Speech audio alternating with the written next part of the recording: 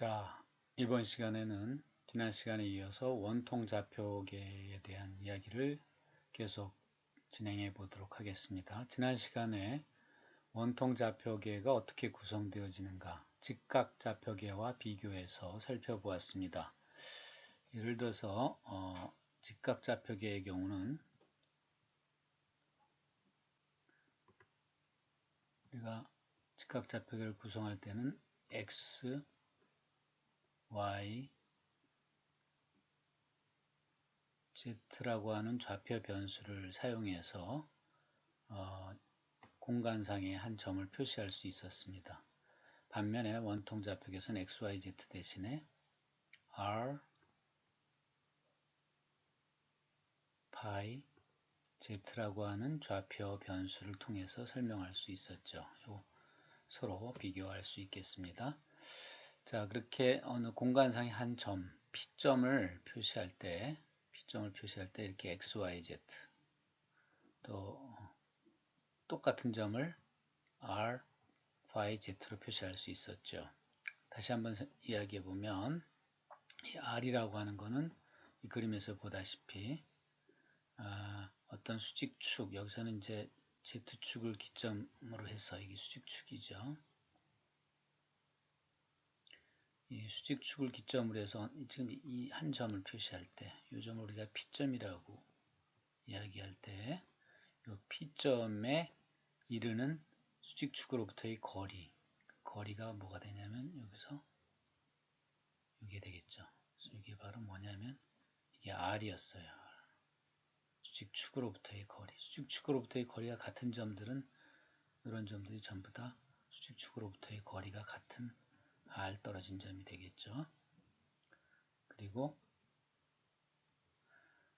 이 점이 갖고 있는 phi라고 하는 것은 각을 표현한다고 이야기를 했는데, 어떤 각이냐면은 기준축이 되는 이 x 수평 기준축, 이제 x축이 되겠는데,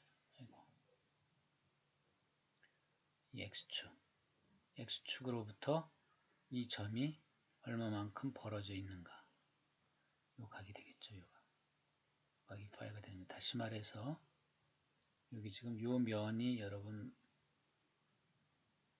눈에 들어오나요? 요 면이 바로 뭐가 되냐면 파이가 0이 되는 면입니다. 0이. 이 점이 시작하는 점이죠. 이 점이 바로 파이가 0도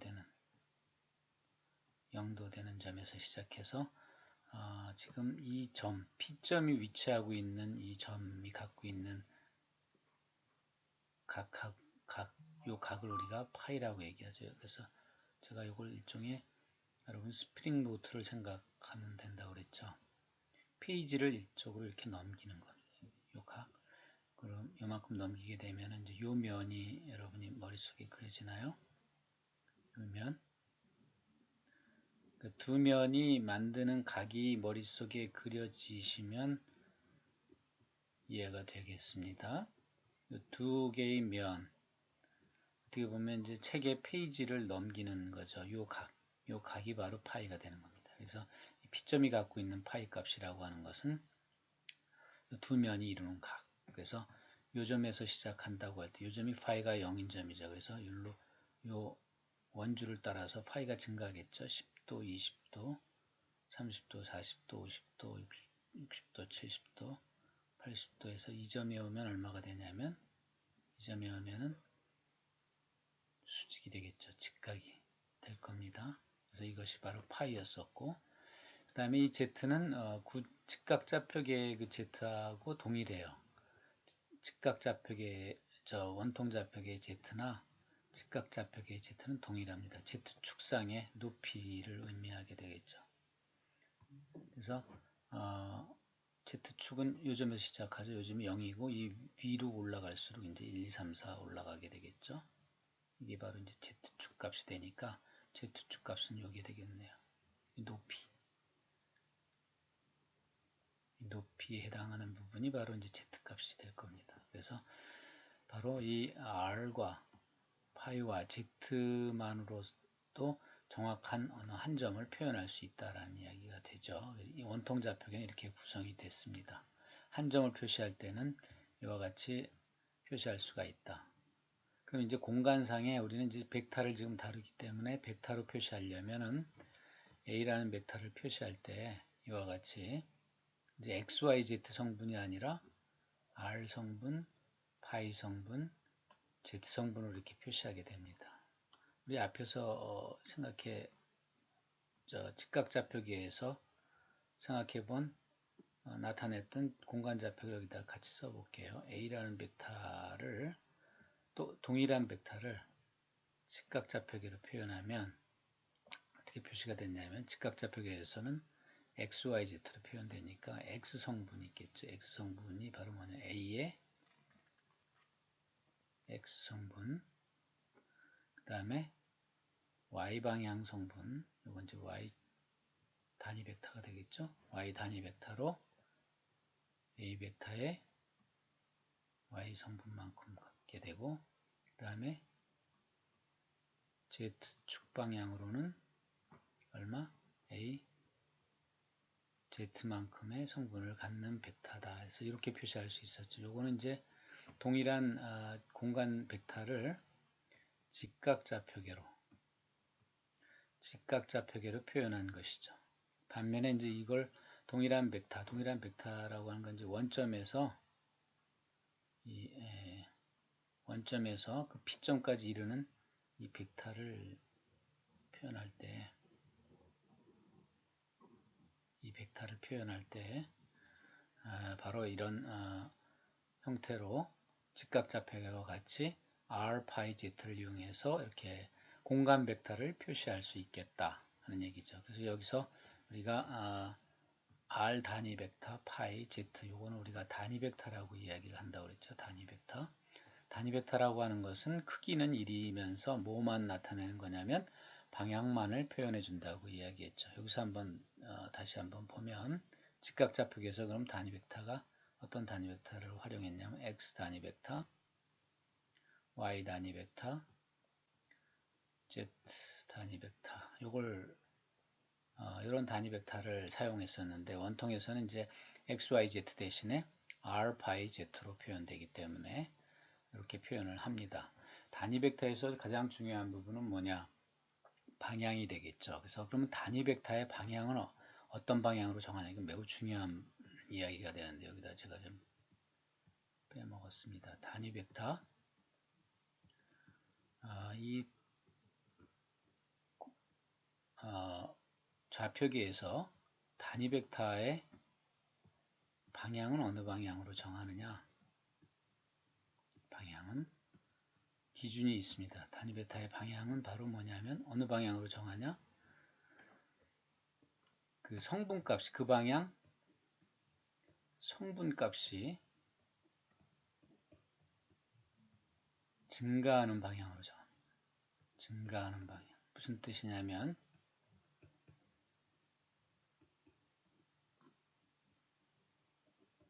그 방향 성분이 증가하는 방향으로 우리가 정한다. 예를 들어보면 이제 직각좌표계를 예를 들어 볼까요? 직각좌표계는 어떻게 구성이 되죠? 이렇게 세 개의 좌표축 이렇게 있다고 했을 때 X축, Y축, Z축이 있죠. 그럼 X 단위 벡터는 어느 방향이냐? 단위 벡터의 방향은 어떻게 정하냐면 그 방향 성분값이 증가하는 방향으로 정합니다. 그러니까 어디로 가야 X 값이 어디로 가야 자꾸 증가하냐면 1로 갈수록 증가하죠. 1, 2, X축 방향으로 3. 그러니까 어디로 가야 증가하냐면 그 방향. 이 방향으로 갈수록 X 성분이 증가하죠. 요거를 무슨 방향으로 삼느냐? X 단위 벡터 방향으로 삼습니다. 그럼 Y 단위 벡터 방향은 어디로 정하느냐? 역시 Y 값이 어디로 가야 증가하냐면 1로 가야 증가하죠. 1, 2, 3 이런 식으로 이쪽으로 가야지 Y 값이 증가해요. 그러니까 이 증가하는 방향 쪽으로 바로 단위 벡터의 방향을 이렇게 정한다. Z 단위 벡터는 어디로 가야 증가하죠? 이 위로 올라가야죠. 1, 2, 3 뭐 이런 식으로 가니까 이 위쪽으로 상승하는 방향으로 이 방향이 바로 뭐가 되냐? Z 단위 벡터 방향이 된다. 이런 이야기가 되죠. 이해가 갑니까? 단위 벡터의 방향은 항상 이러한 기준으로 우리가 정하게 됩니다. 그러면 여기서 중요한 부분인데 이 R, phi, z 단위 벡터의 방향을 표현해 보도록 합시다. 그럼 R 단위 벡터의 방향은 어디로 정하면 좋겠습니까? R 값이 증가하는 방향 이렇게 잡으면 되겠죠. 지금 이제 기준이 된 이제 요점이에요. 이 P점을 기준으로 했을 때 요점에서 R 단위 벡터의 방향은 어디냐 하면 지금 R이라고 하는 거는 어떻게 정하기로 했냐면 이 수직축, 그죠? 이 Z축으로부터 수직축으로부터 이 점이 얼마만큼 떨어져 있느냐 이게 R이었죠. 이게 R입니다. R, 그죠? 이 점이 R이 0이고 1로 갈수록 1, 2, 3, 4 이렇게 늘어나겠죠. 어디로 가야 그 R이 증가하냐면 계속 뻗어나가는 방향이죠. 뻗어나가는 방향이 바로 뭐가 되느냐? 이 R 단위 벡터가 된다. 이런 얘기죠. 이해가겠습니까? 여러분이 요거는 직접 여러분 손으로 그림을 그려서 확인을 해 보도록 하세요. 지금 이 그림 있죠? 이 그림 원통 좌표의 그림. 이 그림 한번 직접 여러분 도면에다가 연습장에다 그려보세요. 이거 지금 원통처럼 보이나요? 원통의 몇 분의 1로 보이세요? 이게? 네, 원통의 4분의 1로 보이죠. 왜 4분의 1일까요? 각도 파이를 0서부터 어디까지만 표현했냐면 0서부터 90도까지만 표현했기 때문에 한 바퀴 더 저쪽으로 돌면 90도에서 180, 그 다음에 180에서 270, 270에서 360도까지 돌면 완벽한 원통이 되죠. 원통의 4분의 1이 표현이 되는 이 그림이죠. 이 그림을 그려놓고 요점에서 P점에서 R 단위 벡터의 방향을 볼 수 있죠. 만약에 요점에서 R 단위 벡터를 그려라. 이게 문제가 이렇게 나왔다고 봅시다. 그럼 어디로 그리시겠어요? 이게 지금 R이 되나요? 그러면? 그죠? 이 R이 되니까 이 점에서 어디로 가야 R이 증가하나요? 이게 지금 이 길이가 R이니까 R이 1로 갈수록 증가하겠죠. 1, 2, 3, 4, 5 뻗어 나가는 방향이죠. 그죠? 이 뻗어 나가는 방향이 바로 뭐냐? R 단위 벡터가 돼요. 이 점에서 R 단위 벡터를 그려봐라. 그러면 어떻게 될까요? 이게 R이죠. 그죠? 그러니까 어디? 이 방향이 바로 R 단위 벡터가 됩니다. 단위 벡터의 방향은 그 위치에 따라서 다 달라요. 그러니까 예를 들어서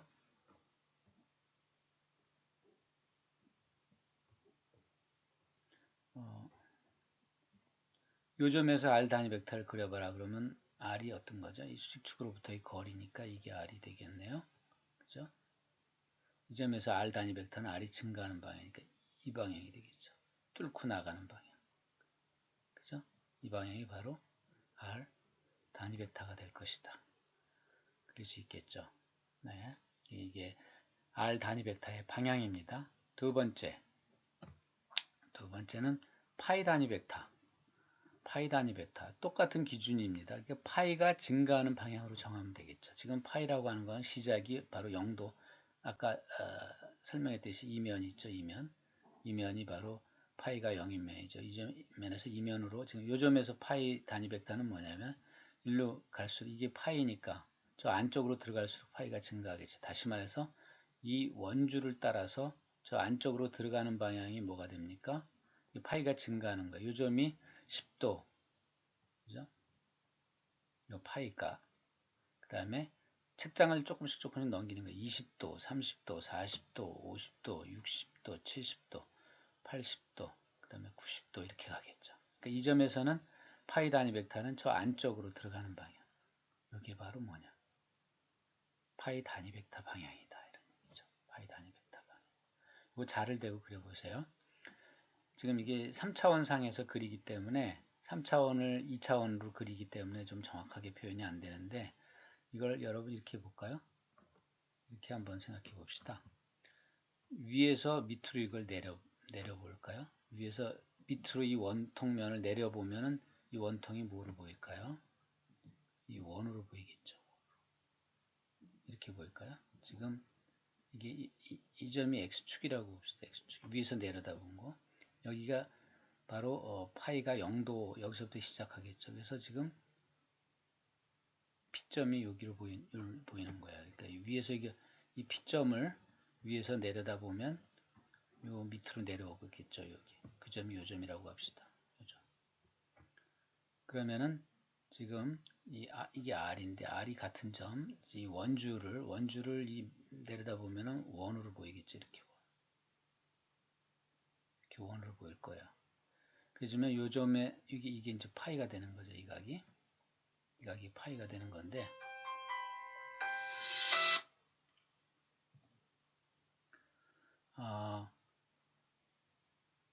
그래서 파이가 이 점에 0이 되고 점점 증가하겠죠. 증가하는 방향은 바로 이 원주를 따라서 이렇게 안으로 들어가는 방향, 이 방향이 바로 파이 단위 벡터가 됩니다.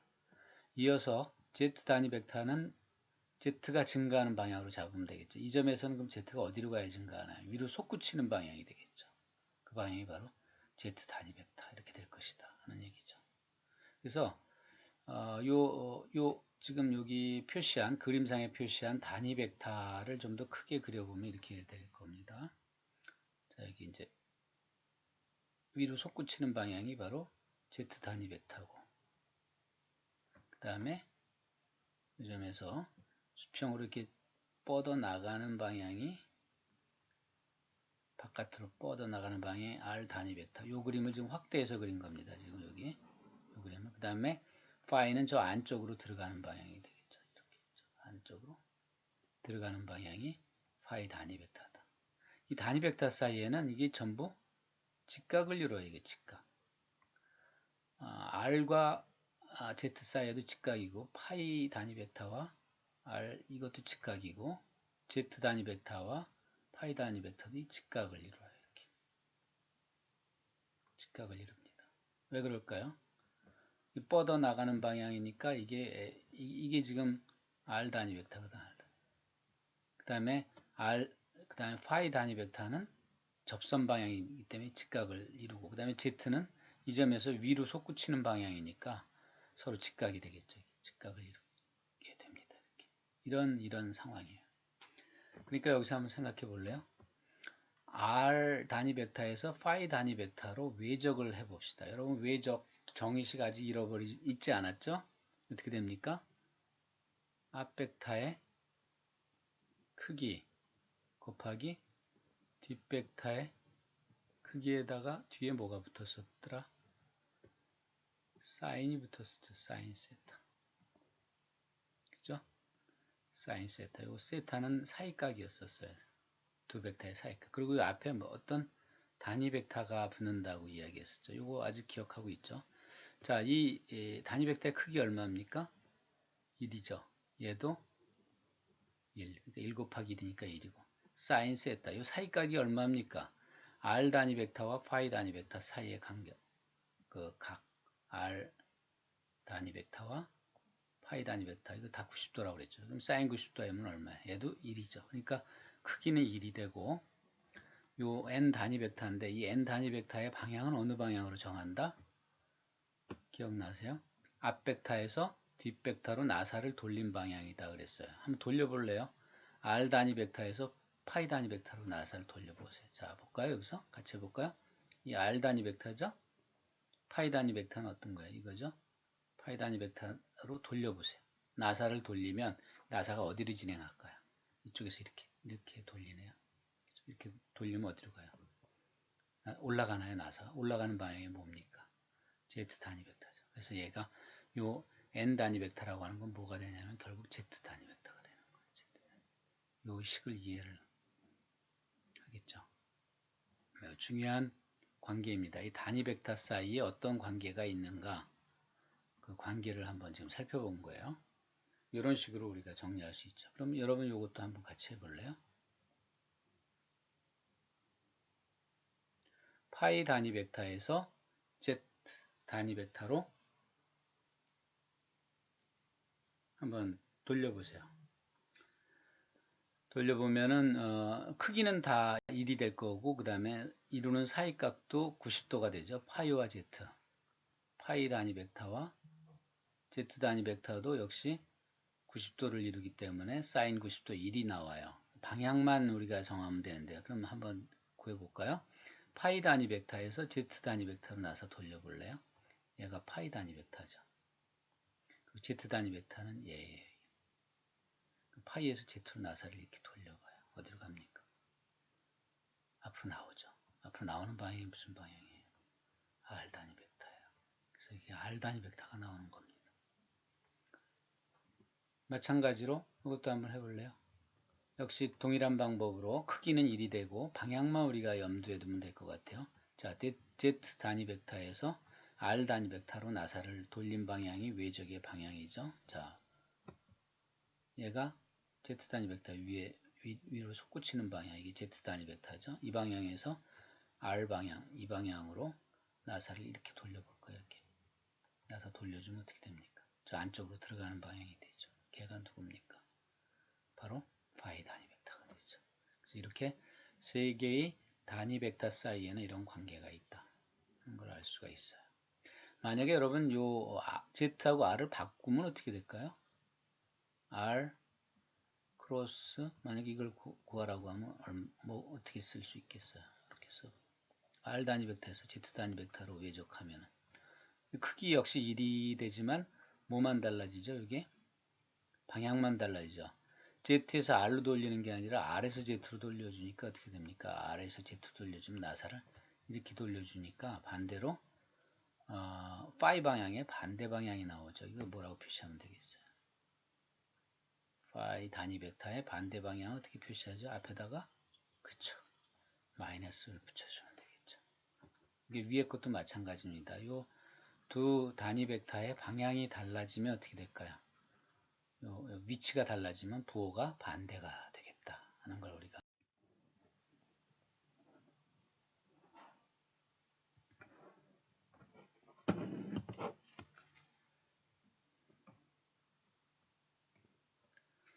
자, 그러면 이어서 이번에는 미소 최적소에 대한 이야기를 해보도록 할게요. 미소 최적소. 여기서 미소라고 하는 의미는 스마일이 아니고요. 아주 작은 양을 이야기할 때 우리 미소라는 말, 미소 성분, 미소 아주 작은 단위를 이야기할 때 미소라는 용어를 사용하죠.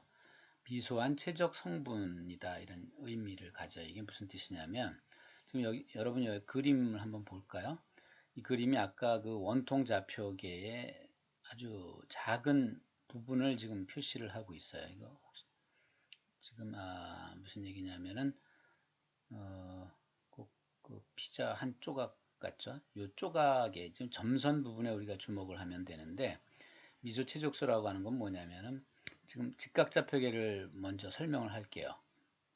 직각좌표계는 x, y, z라고 하는 좌표 변수로 구성이 된다 그랬죠.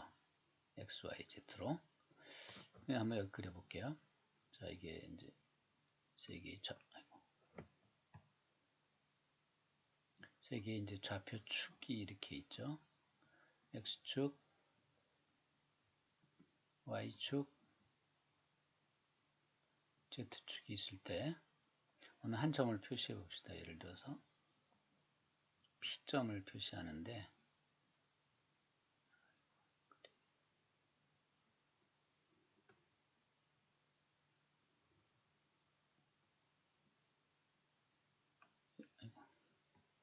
여러분 이 육면체가 머릿속에 이 점을 한번 생각해 봅시다. 이 점. 이 점이 이제 P점인데 P점이 갖고 있는 X값이 요만큼이죠. 요만큼. 그 다음에 Y값 요만큼. 그러니까 이 점이죠. 이 점이 바로 X값이 X, 요거 Y 인 점이고 이 점을 높이로 Z만큼 올렸어요. 그래서 이 점을 표시할 때 우리가 P점을 표시할 때 이렇게 X, Y, Z로 표시를 하죠. 이 점이 있는데 이 점에서 각각 x를 조금 늘려보자 이런 얘기죠. x를 아주 미소한 양을 늘렸을 때 그 미소한 양을 표시하는 기호, 수학적 기호로서 뭘 사용하냐면 이 d라는 기호를 사용해요. dx. 여러분 d 하니까 뭐가 떠오르나요? 미분이 떠오르죠. 미분. dx, dy. 바로 그 dx예요. 미분. 미분이라고 하는 것 자체가 바로 여기서 시작한 겁니다. 그 미자가 이 미소의 미자예요. 아주 미세한 양을 이야기하죠. 미분하게 되면 별게 아니죠. 미세하게 분해한 게 미분이에요. 자, y도 약간 증가를 시켜볼까요? 조금 거의 0에 가까운 양이지만 그 증가한 양을 dy라고 합시다. 역시 z도 조금 늘려보죠. 그 점에서 dz만큼 늘렸다고 가정해 봅시다. 그러면은 요만큼씩 이제 늘려놨어요. 미소만큼 증가를 시켜봅시다. 그럼 요즘에서 dx 표시하면은 사실 이건 0에 가까운 값이에요. dx의 정체는 뭐냐면 사실 이런 거예요. 늘린 값을 우리가 증가한 성분을 표시할 때 수학적 기호로서 이런 기호를 씁니다. 델타 x, 델타. 이런 기호 본 적 있나요? 델타. 아주 조금 늘린 값을 표현할 때 이런 걸 써요. 그런데 여기서 이 델타 x를 아주 0에 가깝게 이런 기호 봤죠? 이거 뭡니까? 극한시키는 거죠. 리미트 x 델타 x를 0으로 보낸다. 그러면 델타 x가 뭐가 되느냐? 델타 x가 0이 되나요? 우리가 보통 0으로 안 쓰고 요거를 0으로 보냈을 때 그 양을 표시하는 기호가 바로 이 dx예요. dx. 이렇게 표시합니다. 그러니까 거의 0에 가까운 값이에요. 근데 보이지도 않겠지만 눈에 보이게 과장해서 그린다면 이게 이제 x거든요. 여기 x죠. 요 가로 아니 세로가 되나요? x를 조금 늘려서 이만큼을 우리가 dx로 잡아볼까요? y는 어떤 건가요? 이게 y죠. 이 길이가 y예요. 그러니까 여기서 따지면 이 길이가 y죠.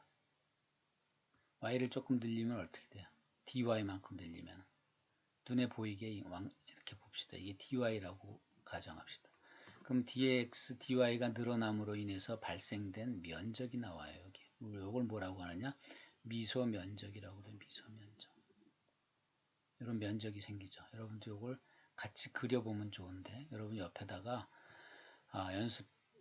스프링 노트 연습장을 놓고 한번 그려보세요. 이게 이제 x가 dx만큼 y가 dy만큼 증가했을 때 나타나는 미소 면적이에요. 거기에 뭐까지 증가시켰어요?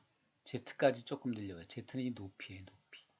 높이가 조금 더 늘어나면 이 점에서 이만큼 늘어나겠죠. 높이까지 늘어나면 뭐가 생길까 이게? 이런 뭐가 나오나요? 최적이 나와요. 그 최적을 우리가 뭐라고 하느냐? 미소 최적이라고 얘기하죠. 이 최적을 다시 그려보면 이런 거죠. 지금 직각좌표계에서는 그만한 최적이 나온다고요. 이런 최적이. 그죠? 그죠? 그러면은 요 길이가 dy고요. 요 길이가 dx고요. 이 높이가 dz예요. 그러면 요 세 개의 파라메타가 각각 dx, dy, dz만큼 증가함으로 인해서 뭐가 만들어지냐면 최적이 만들어져요. 그 만들어진 최적을 우리가 미소 최적소라고 이야기를 해요. 미소 최적소. 그럼 미소 최적소 얼마가 되나요? 직각좌표계에서의 미소 최적소를 표시할 때 우리가 최적 표시하는 방법은 최적을 표시할 때는 우리가 보통 볼륨에서 V라는 기호를 사용하는데 이 기호가 여기서 dx나 dy나 dz나 0에 가까운 값이기 때문에 최적 자체도 0에 가깝게 되죠. 그 미소한 최적을 나타내는 기호로서 앞에다가 역시 뭘 쓸까요? d라는 기호를 쓰죠. 그래주면 dv가 되죠. dv는 어떻게 될까요? 여러분 이 식은 가로 세로 높이 곱해주면은 이 육면체의 최적이 나오게 되겠죠. 이렇게 이게 바로 직각좌표계 상의 미소 최적소 값이에요. 이러한 개념을 원통좌표계에도 그대로 활용해서 한번 원통좌표계에서의 미소 최적소 dv를 구해보자 이겁니다. 이런 걸 왜 하려고 하느냐? 의도가 있어요. 이걸 앞으로도 이제 이런 개념들이 많이 활용되어지는데 잘 기억해 두고 계세요. 우리가 어떤 전체적인 값을 구하려고 할 때에는 바로 구할 수가 없어서 아주 작은 양을 정해놓고 그 적은 양들을 다 모으면 그게 전체가 될 수 있다 이런 얘기죠. 그러니까 여기서 구한 미소 최적소 dv를 통해서 우리가 궁극적으로 얻고 싶어 하는 건 이거예요. v예요. v. 전체 최적. 전체 최적은 그럼 뭐냐? 요 가장 조각, 아주 미세한 조각들을 어떻게 모조리 다 모으면 이게 무슨 기호인지 아나요? 이게 바로 뭐죠? 적분이죠, 적분. 모으면 조각들을 다 모으면 전체를 구할 수 있다라는 이런 개념이에요. 이런 개념들은 앞으로 여러분 전공에서 아주 자주 활용이 되어질 거예요. 이 개념이. 그래서 우리가 궁극적으로 얻고 싶어 하는 것은 예지만 예를 얻기 위한 과정으로 요걸 먼저 정의해 놓고 요것들을 모아 나가면 적분 공식이 있어요. 적분 공식을 통해서 이 적분을 풀면 우리가 궁극적으로 원하는 이 값, V라는 값을 얻을 수 있다. 이것이 핵심입니다. 그래서 여기 한번 좌표계에 대한 설명을 하면서 이런 개념을 익히기 위해서 여기 미소 최적소라는 이야기를 한번 시작해 본 거예요. 자, 한번 같이 볼까요? 자, 그럼 원통 좌표계에서도 어떻게 하면 될까요? 원통 좌표계의 구성은 뭐죠? R과 파이와 Z로 구성되어 있다고 그랬죠. 파라메터. 그러니까 여기서 R을 조금 늘려 봅시다. 얼마만큼? 얼마만큼? dr만큼. 파이도 조금 늘려볼까요? 얼마만큼? d파이만큼. z도 조금 늘려볼까요? 그래주면 dz가 되겠죠. 그럼 세 개가 동시에 늘어남으로 인해서 뭐가 만들어지냐면 여기서 최적이 만들어져요. 아주 작은 양의 최적이 만들어져요. 그게 바로 뭐냐? dv다 이거죠. 이걸 우리가 얻어내면 궁극적으로 이걸 통해서 뭘 얻는다? 여기 보다시피 이걸 통해서 뭘 얻는다? 궁극적으로 이걸 얻을 수 있다라는 이야기죠. 이런 개념입니다. 자, 그럼 dv를 얻어볼까요? 자, 근데 이건 그림을 좀 그려줘야 되는데, 자, 여기 P점이 있죠. 원통 좌표계상에 P점이 있어요. 그러면은 R은 어떤 거죠? 이 수직축으로부터 벌어진 거리니까 이게 R이 될 거예요. 그죠? 그래서 R인데 이 R을 조금 늘려보자. 거의 0에 가까운 거리지만 눈에 보일 수 있게 크게 그려보자. 그게 뭐냐면 이거죠. 이만큼 들어놨어요. R이. 이걸 우리가 뭐라고 넣느냐? DR이라고 넣자. DR이라고 넣읍시다. 이만큼 드러났다고 가정하고 그 다음에 두 번째 뭘 늘리죠? 파이죠. 파이를 조금 늘려보자. 파이라고 하는 건 각이죠. 자, 각이라고 하는 건 이 X축으로부터의 각이에요. 이게 파이란 말이죠. 이게 파이인데 파이를 조금 더 늘려봐요. 요거 늘어난 각 여기 표시한 요 각이 바로 D파이다. 이거 D파이. 그러면 여기서 보면 요게 D파이가 되겠죠. 이 P점을 기준으로 요게 D파이가 될 겁니다. D파이로 인해서 늘어난 길이가 있죠. 요 길이가 얼마인가요? D파이가 아니고 D파이라고 하는 거는 길이가 아니라 각이죠. 자, 여러분 이 호도법을 지난 학기 때 배웠는지 모르겠는데 이거를 간단히 설명하면 이런 거죠. 여러분 이거 알고 있나요? 원주상에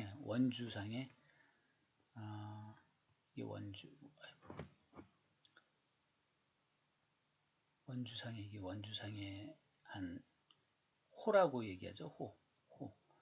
이게 그 원의 반지름이라고 합시다. 반지름. 그리고 이 각이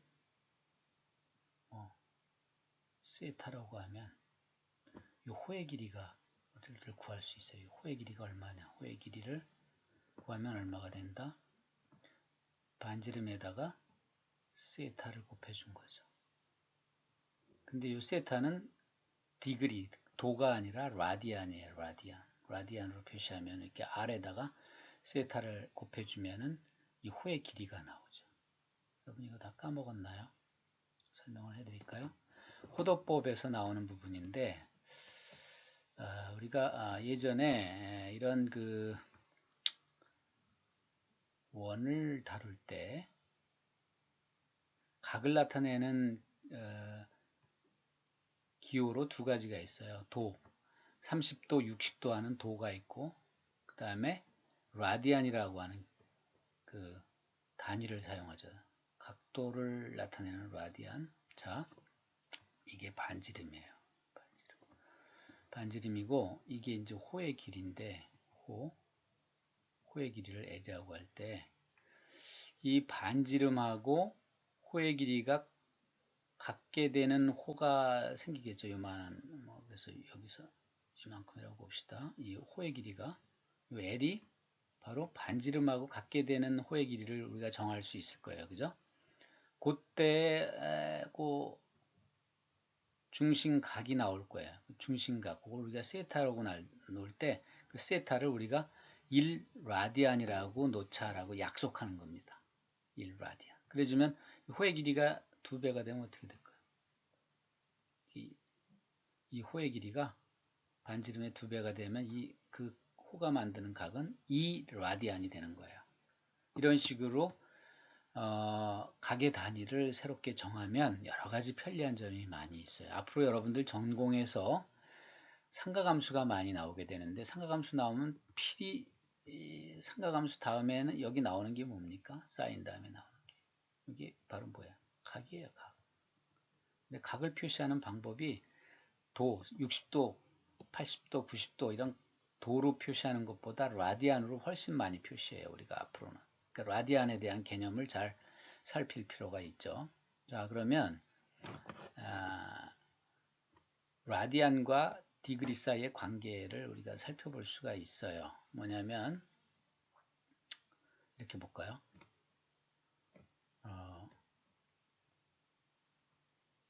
이 R 대 반지름과 호의 길이의 B는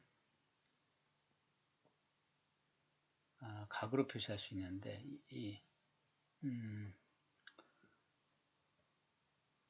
이렇게 이야기를 하죠.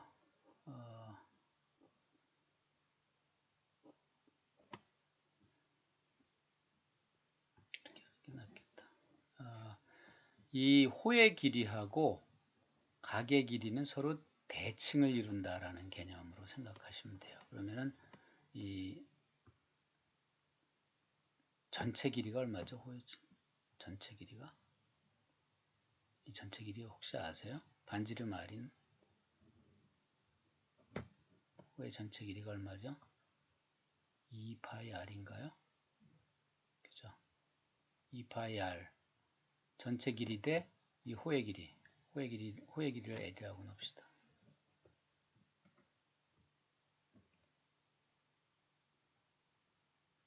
이게 이제 길이의 B인데 길이의 B는 각의 B와 같다. 2파이 R이야. 전체 호의 길이에 해당하는 전체 각은 몇 도입니까? 이거 360도가 되죠. 360도가 될 거예요. 360도 대 그러면 L의 길이가 차지하는 거는 여기서 L의 길이가 차지하는 이 각은 세타가 되겠죠. 그죠? 세타. 이런 일종의 뭐냐면은 비례식을 우리가 만들 수 있어요. 그럼 비례식에서 여러분 안에 것끼리 곱한 거하고 바깥에 것끼리 곱한 거 같다는 거 아시죠? 자, 그래주면 바깥에 거 곱하면 얼마가 되나요?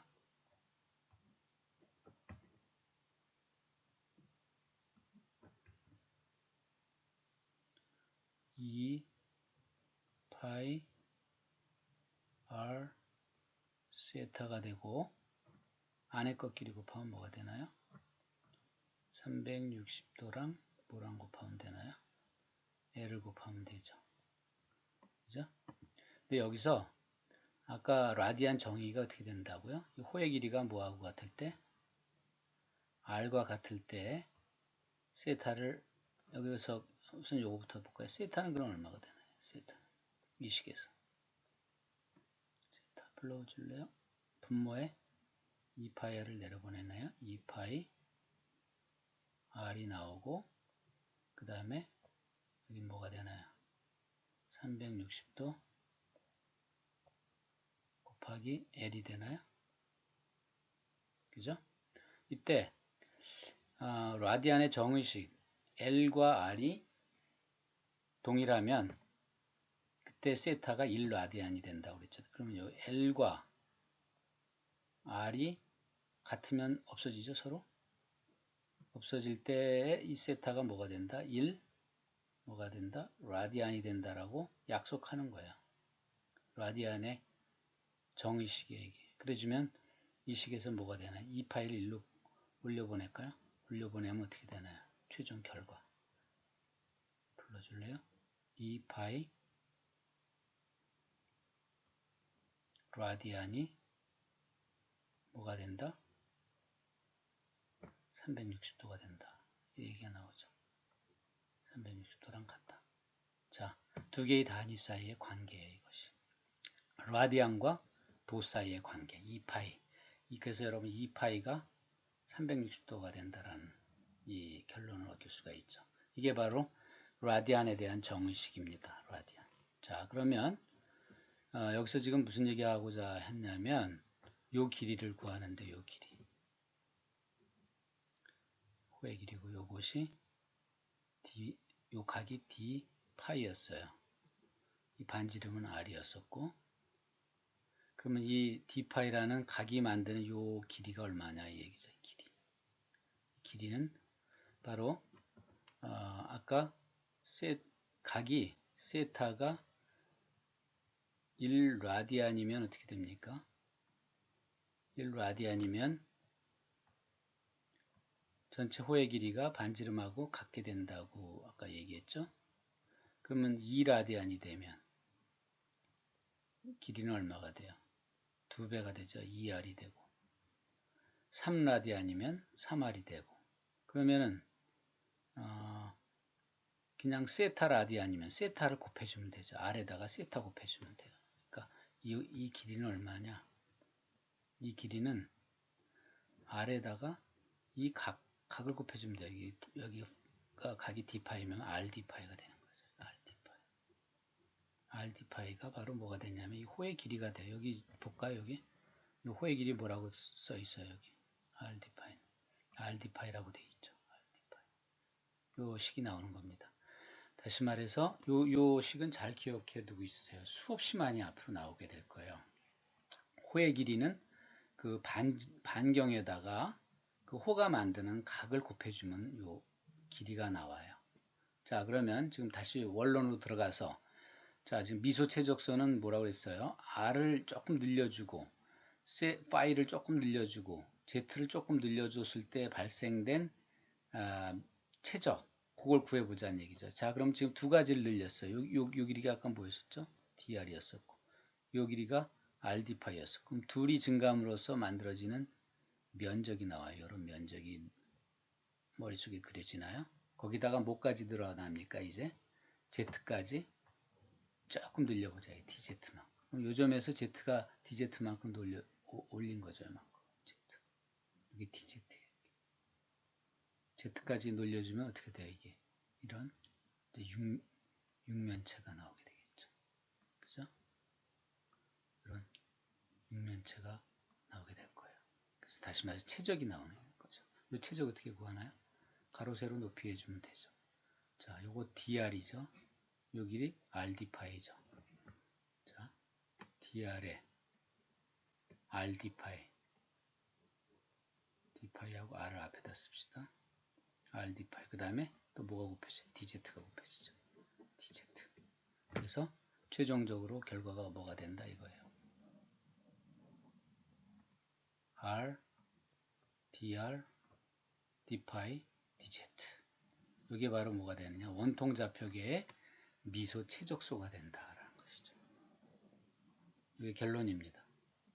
이걸 통해서 우리가 얻을 수 있는 건 뭐냐? 뭘 얻기 위해서 이걸 구한다고요? 궁극적으로는 V예요. 이걸 통해서 이거를 모조리 다 합해주면 이 조각들을 모조리 합해주면 전체 이제 피자라고 했을 때 전체 피자의 최적이 나와지는 거죠. 이걸 얻고자 하기 위해서 이 과정이 필요한 거다. 나중에 이제 전기장, 자기장에서도 이러한 개념이 그대로 활용이 되어져요. 아주 작은 양의